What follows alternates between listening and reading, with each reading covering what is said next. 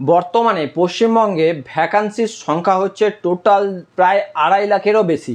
তো সেটা কিন্তু অফিসিয়াল বিজ্ঞপ্তিতেই দেখা গেছে, বিভিন্ন সংবাদ মাধ্যমেও আপনারা অলরেডি দেখেছেন। তবু আপনাদেরকে ডিটেলসটা আরও একবার দেখিয়ে দিই। তা হচ্ছে পদ শূন্য 2,51,066টা এখানে দেখানো হয়েছে। বিভিন্ন ডিপার্টমেন্টে এই ভ্যাকান্সি রয়েছে এবং বর্তমানে সরকার সেটাকে কিন্তু 100% নিয়োগের একটা প্রতিশ্রুতি দিচ্ছে যে তারা 100% নিয়োগ করবে। তাই যদি করে তাহলে বর্তমানে এই মুহূর্তে দাঁড়িয়ে এই ভ্যাকান্সিটা রয়েছে কমপক্ষে, এবারে এর থেকে তো বাড়ছে, কোথায় বাড়ছে তাও আপনাদেরকে দেখিয়ে দিচ্ছি এবং এটা যে ঠিকঠাক একটা তথ্য তাও আপনাদেরকে দেখিয়ে দিচ্ছি।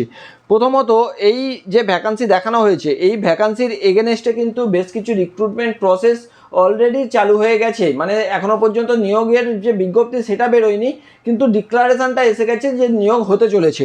তো সেই জায়গায় দাঁড়িয়ে যে এর মধ্যে এখনও পর্যন্ত যেটা আমাদের কাছে ইনফরমেশান এসছে, যদি আমরা একটু নিচে চলে আসি তাহলে আমরা দেখতেই পাবো যে অঙ্গনওয়াড়ি কর্মী এবং সহায়ক এই নিয়ে 15,000 ভ্যাকান্সি।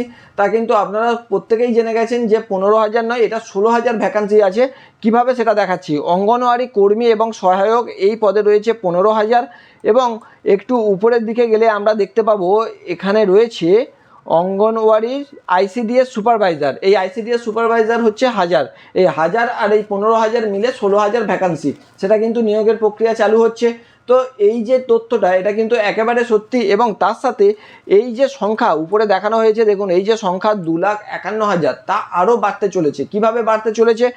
আমাদের যে পঞ্চায়েত রিক্রুটমেন্টের যে একটা কথা এসছে যে পঞ্চায়েত রিক্রুটমেন্ট খুব তাড়াতাড়ি হতে চলেছে, সেখানে কিন্তু এই যে 30 স্তর পঞ্চায়েত কর্মী, এখানে মাধ্যমিক থেকে স্নাতক তার যোগ্যতা এবং এখানে 6,500 ভ্যাকান্সি দেখানো হয়েছে।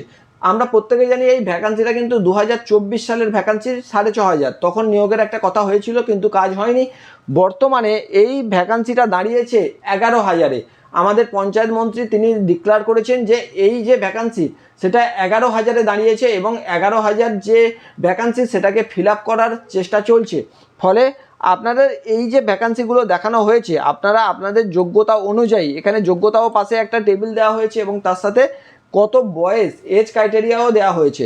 ফলে আপনারা যদি এর মধ্যে এলিজেবল হয়ে থাকেন, আমি লিস্টটা স্ক্রিনে দিয়ে দিচ্ছি, আপনারা স্ক্রিনশট নিয়ে দেখে নিন। তো আপনারা যদি এর মধ্যে এলিজেবল হয়ে থাকেন তো অবশ্যই বইপত্র নিয়ে বসে পড়ুন, আপনাদের জন্য একটা ভালো সুযোগ বলা যেতে পারে এটা।